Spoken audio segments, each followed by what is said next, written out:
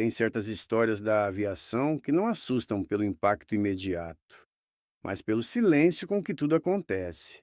Esse é um desses casos. O voo 522 da Helios Airways não começa com explosão, não começa com fogo, não começa com pânico. Ele começa normal. E talvez seja exatamente isso que torna tudo mais difícil de aceitar depois. Era 14 de agosto de 2005, um domingo de verão no Chipre. Céu limpo, calor, aquele tipo de dia comum em que ninguém espera nada fora do padrão. Um dia simples, previsível, sem qualquer sinal de que algo fora do comum estava prestes a acontecer. As pessoas embarcam como em qualquer outro voo, algumas olhando pela janela, acompanhando o movimento da pista, outras conversando baixo, distraídas, algumas já cansadas, só querendo chegar ao destino. Famílias, viajantes, gente voltando para casa, gente indo encontrar alguém. Cada pessoa ali com a própria a própria história, com seus próprios planos. Nada diferente, nada estranho, nada que indique risco. O avião era um Boeing 737, um modelo extremamente conhecido, confiável, operado no mundo inteiro. Uma aeronave que já cruzou os céus milhares de vezes, em situações muito mais complexas. Nada experimental, nada fora do comum. A tripulação também era experiente, profissionais acostumados com aquele tipo de operação, com aquela rotina, com aquele ambiente. Gente treinada para lidar com imprevistos, gente que já tinha visto muita coisa acontecer lá em cima. Se você estivesse ali dentro, sentado no seu assento, talvez perto da janela, olhando a asa, você não teria absolutamente nenhum motivo para se preocupar. O ambiente seria familiar, o som do ar circulando acima da cabeça, o leve ruído dos sistemas, o movimento natural da cabine. Aquela sensação típica de antes da decolagem, onde tudo parece sob controle, tudo exatamente como deveria ser. Só que, antes mesmo da decolagem, um detalhe já estava fora do lugar. Pequeno, discreto, fácil de ignorar. O sistema de pressurização da cabine não estava no modo automático, estava em modo manual. E esse tipo de erro é traiçoeiro, justamente por isso, porque ele não gera consequência imediata. Não há alarme urgente naquele instante. Não há uma luz piscando chamando a atenção de todo mundo. Nada que faça alguém parar e dizer: tem algo errado aqui. Ele simplesmente fica ali, silencioso, esperando.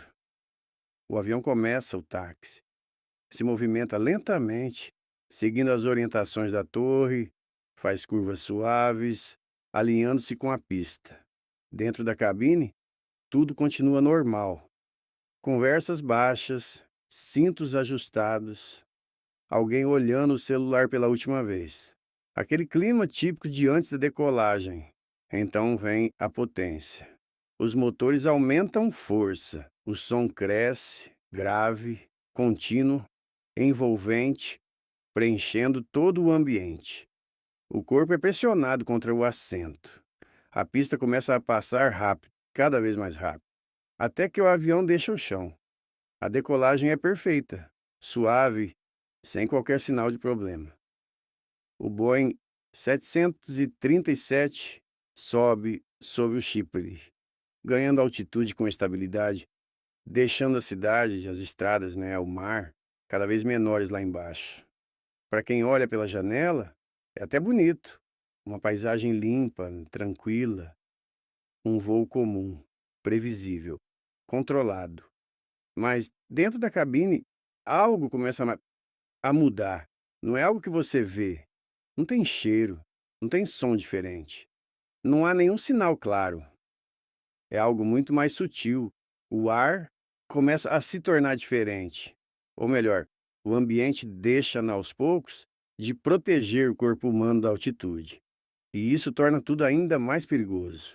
Porque o problema não se apresenta de forma clara.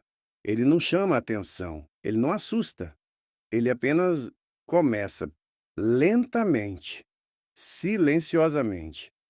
E naquele momento, ninguém ali dentro percebe ainda que aquele voo já tinha saído do normal. E talvez o mais angustiante de tudo é que ainda havia tempo. Tempo para notar, tempo para entender, tempo para agir. Mas esse tempo estava passando rápido demais, dentro de um problema que avançava devagar. Enquanto o avião continua subindo, a paisagem lá fora vai ficando cada vez mais distante. As casas desaparecem, as estradas somem. O mar vira uma superfície contínua, silenciosa, quase imóvel. Lá de cima tudo parece calmo, controlado, distante de qualquer problema. Dentro da cabine, a sensação ainda é de normalidade. Pessoas sentadas, algumas já quietas, outras ainda conversando baixo. O som constante do ar passando pelos difusores, com aquela rotina que qualquer voo comercial repete. Mas o corpo humano começa a perceber mudanças antes da mente entender o que está acontecendo. No começo, é algo muito leve, quase impossível de explicar. Você respira e parece que aquela respiração não é completamente suficiente. Não é falta de ar, não é desespero. É só uma sensação estranha, como se faltasse alguma coisa, mas sem saber exatamente o que. A cabeça começa a ficar um pouco mais leve, os pensamentos mais lentos. Você tenta se concentrar em algo simples, né, e percebe que está mais difícil do que deveria. Uma frase se perde no meio, uma ideia não se completa, um raciocínio simplesmente se dissolve. Isso tem um nome: hipóxia, a falta de oxigênio no cérebro. Mas o mais perigoso disso tudo é que ela não chega como um alerta. Ela não provoca pânico imediato. Ela não te faz levantar e pedir ajuda. Ela faz o oposto. Ela acalma, dá uma sensação leve, quase confortável, como se fosse apenas cansaço, como se o corpo estivesse pedindo descanso. E é exatamente isso que torna a situação tão perigosa, porque enquanto o corpo está sendo afetado, a mente não percebe que precisa reagir. Na cabine de comando, a situação começa a seguir o mesmo caminho. Os pilotos ainda estão conscientes, mas algo já não está funcionando como deveria. Um alarme soa, um som repetitivo, insistente, ocupando o ambiente. Só que existe um detalhe crítico aqui. Esse alarme não é exclusivo de uma emergência grave. Ele também pode indicar algo muito mais simples: uma configuração incorreta de decolagem. Algo comum, algo já visto antes. E é aí que a dúvida aparece. E em aviação, dúvida consome tempo. Enquanto os pilotos tentam entender o que está acontecendo, enquanto associam aquele som a algo familiar, enquanto analisam possibilidades, o nível de oxigênio continua caindo, lento, silencioso, implacável. A capacidade de raciocínio começa a diminuir. A coordenação já não é a mesma. Decisões demoram mais, respostas ficam mais lentas. E o mais perigoso é que ninguém ali percebe a gravidade real da situação, porque a própria condição impede essa percepção. O avião, o Boeing 737, continua subindo, continua estável, continua seguindo a rota programada, tudo funcionando perfeitamente do lado de fora. Motores operando normalmente, sistemas respondendo, nenhuma falha estrutural, nada que indique para quem olha de fora que algo está errado.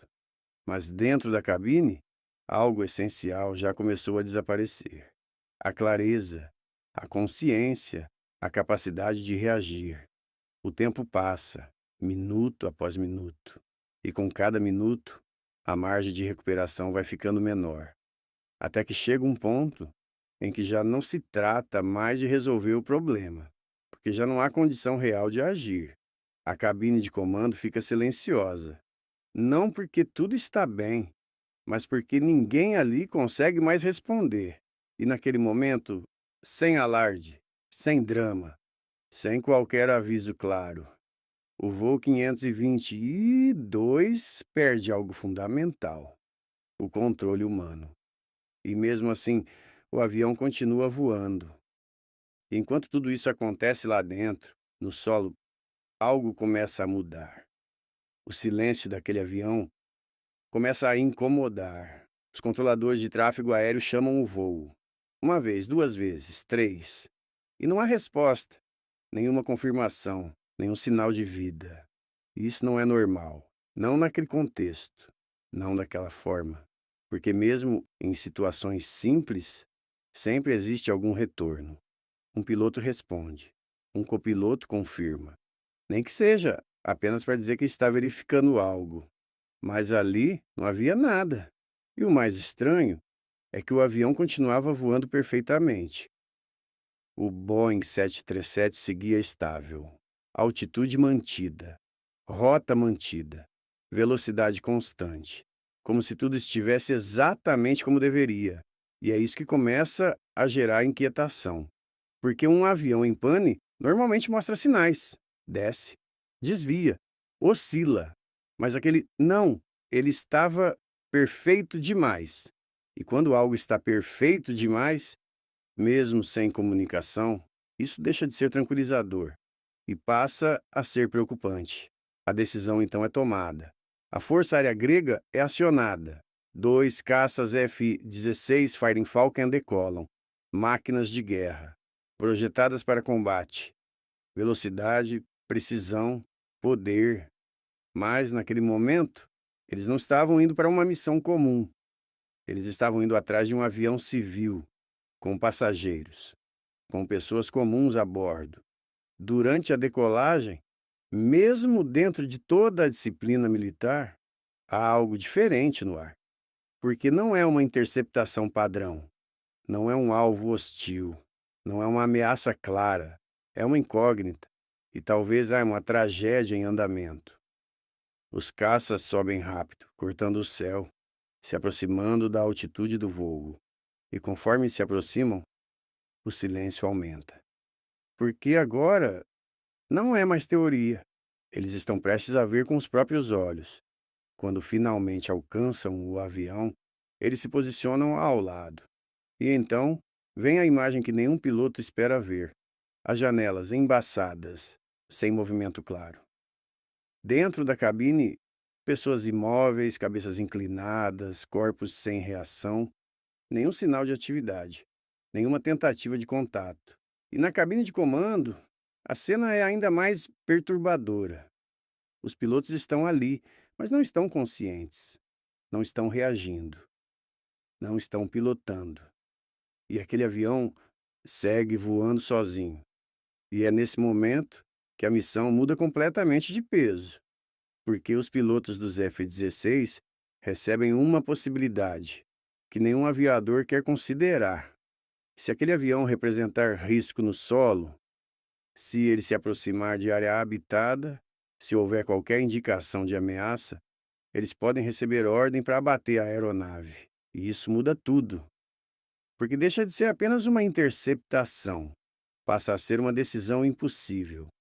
Eles olham para aquele avião e sabem exatamente o que existe ali dentro: famílias, crianças, pessoas comuns, gente que poucas horas antes estava embarcando sem imaginar nada. E agora, aqueles mesmos pilotos podem ser os responsáveis por encerrar aquele voo. Não por escolha, mas por necessidade. E é impossível não pensar. Mesmo ali, dentro de uma cabine de caça, com treinamento, com disciplina, a mente não deixa de ir para esse lugar. E se tivesse alguém da família ali dentro? E se fosse um filho, um irmão, alguém próximo? Como seria viver com essa decisão depois? Como seria seguir a vida sabendo que foi necessário, mas que ainda assim vidas foram tiradas por um comando seu? E ao mesmo tempo, a outra sensação, talvez ainda mais difícil, a impotência, porque eles estão ali, ao lado do avião, vendo tudo, entendendo tudo, mas sem poder realmente ajudar quem está dentro. sem poder entrar, sem poder assumir controle, sem poder mudar o que já está acontecendo. Eles apenas acompanham, observam e esperam. Esperam por alguma resposta, algum sinal, qualquer coisa que indique que ainda há alguém ali capaz de agir. E por alguns instantes parece que não há, que tudo já acabou, que aquele avião é apenas uma máquina vazia, seguindo o próprio caminho.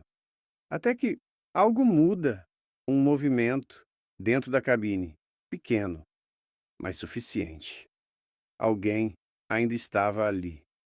E naquele instante, pela primeira vez desde o início de tudo, fica claro que o avião não está completamente abandonado. Há alguém ali. Alguém que de alguma forma ainda conseguiu resistir por mais tempo. Os pilotos dos caças observam com atenção, tentam entender o que está acontecendo. E então eles veem com mais clareza um homem dentro da cabine, se movendo, com dificuldade, mas se movendo. Relatos posteriores indicam que aquele homem era Andreas Prodromou, um comissário de bordo, mas não apenas isso. Andreas também possuía licença de piloto comercial. Ele conhecia a aviação, entendia o ambiente, sabia, pelo menos em parte, o que estava acontecendo. Mas havia um detalhe importante. Ele não tinha familiaridade com o Boeing 737. E naquele momento, isso fazia toda a diferença. Ainda assim, Andrés conseguiu acessar uma fonte de oxigênio portátil, uma máscara, algo que deu a ele alguns minutos a mais, alguns minutos de consciência. E naquele momento, aqueles minutos eram tudo, porque até então, tudo indicava que não havia mais ninguém capaz de agir. Mas agora havia. E isso muda completamente o peso da cena, porque deixa de ser apenas um avião fora de controle e passa a ser uma tentativa, uma chance, ainda que mínima. Imagina por um instante o estado daquele homem, o corpo já afetado pela hipóxia, a respiração limitada, a mente funcionando com esforço. Tudo mais lento, tudo mais pesado. Cada movimento exigindo mais energia do que deveria. Mesmo com a máscara, aquilo não era uma solução completa. Era apenas uma extensão, um pouco mais de tempo, nada além disso. E ainda assim, ele decide agir. Andrés entra na cabine de comando, e o que ele encontra ali não deixa dúvidas sobre a gravidade da situação. Os pilotos estão imóveis, sem resposta, sem qualquer possibilidade de reação.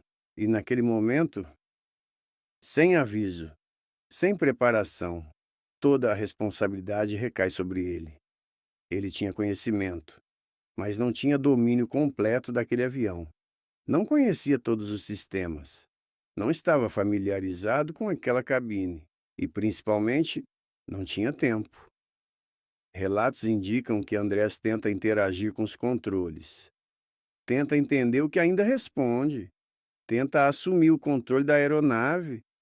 Tenta fazer alguma coisa, qualquer coisa, porque naquele ponto não existe mais plano perfeito, não existe procedimento completo, existe apenas tentativa, existe apenas a vontade de evitar o pior.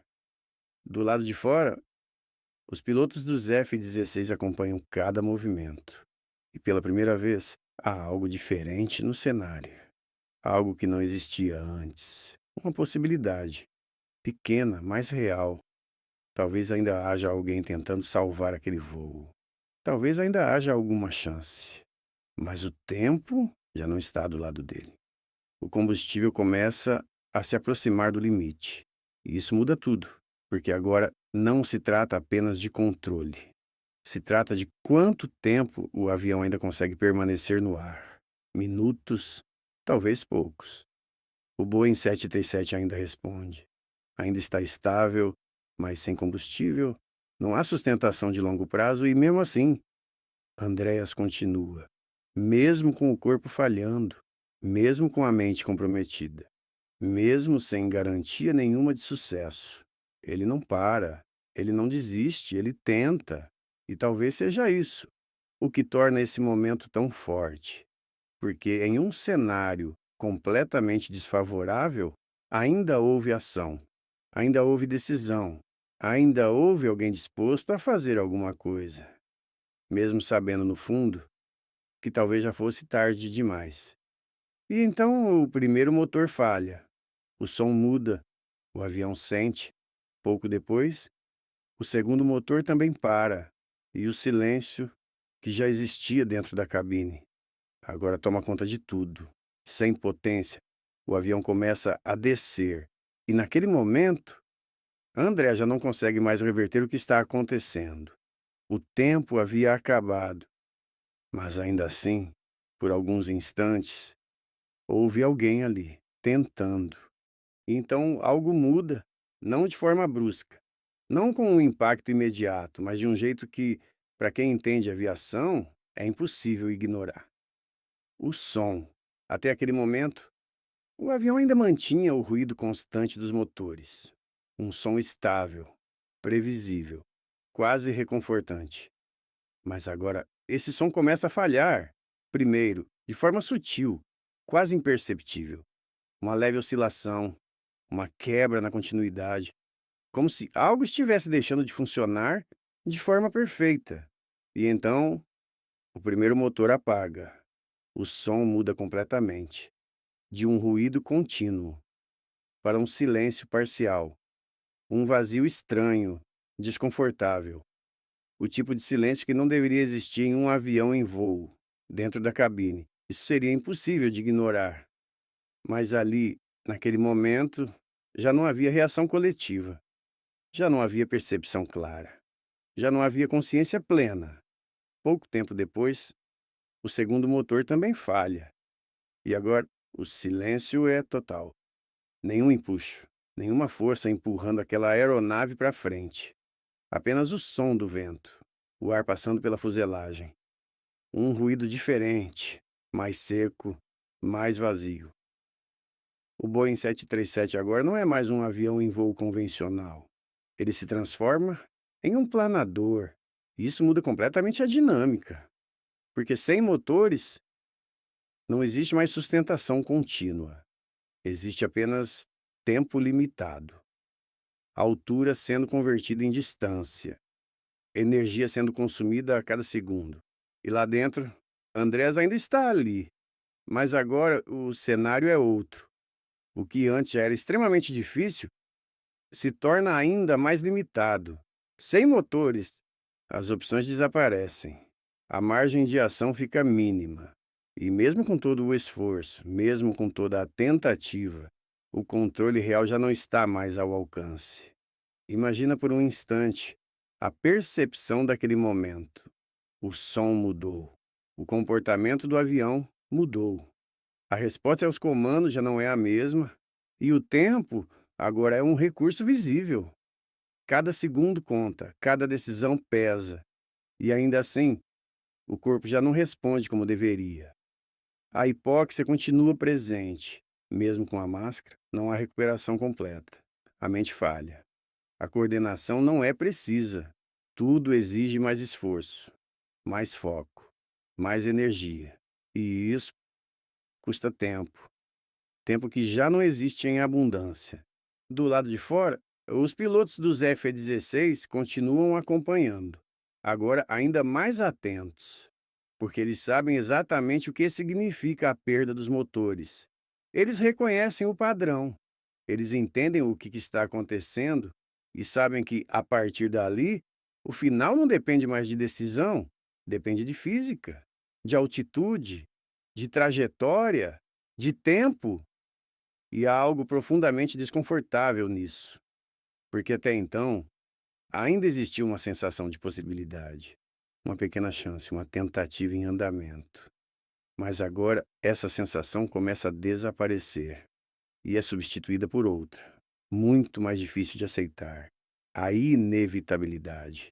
O avião começa a descer de forma controlada, no início quase suave, quase elegante, mas completamente sem sustentação de longo prazo, sem chance real de recuperação. E naquele momento, todos que observam sabem. Sabem que não há mais volta.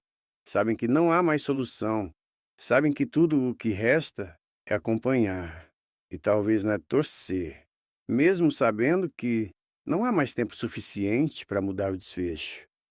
E dentro daquele avião, o silêncio agora é absoluto, não apenas pela ausência de motores, mas pela ausência de tudo, de resposta, de interação, de presença, e o voo 522 entra em sua fase final. E a partir daquele ponto, já não se trata mais de tentar salvar o voo. Se trata de acompanhar o que não pode mais ser evitado. O Boeing 737 continua sua descida, sem potência, sem empuxo, apenas sustentado pela própria inércia e pela altitude que ainda resta. A trajetória é limpa, quase tranquila, mas isso só torna tudo mais difícil de aceitar, porque não há descontrole visível. Não há caos externo. Tudo acontece de forma silenciosa.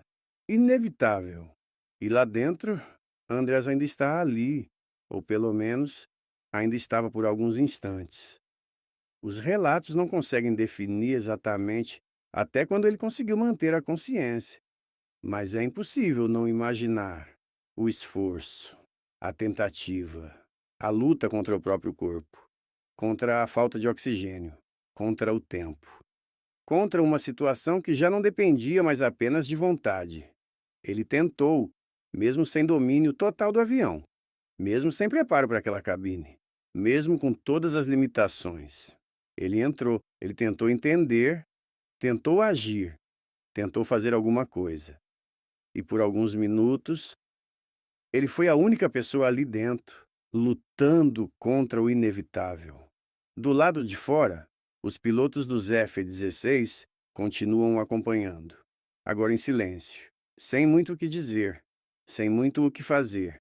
Aquela não é mais uma missão de interceptação, é apenas acompanhamento, testemunho. Eles veem o avião descer, lento, constante, sem reação, sem mudança de trajetória que indique recuperação. E naquele momento, mesmo sem palavras, há uma compreensão clara entre eles. Não há mais o que ser feito. E isso pesa, pesa de um jeito diferente. Porque não é uma falha técnica que eles podem resolver. Não é uma ameaça que eles podem neutralizar. É algo que já aconteceu e que agora só segue seu curso. O avião se aproxima do solo. A distância diminui, segundo a segundo, e dentro das cabines dos caças, o silêncio é absoluto. Os olhos fixos, a atenção total, mas sem esperança real.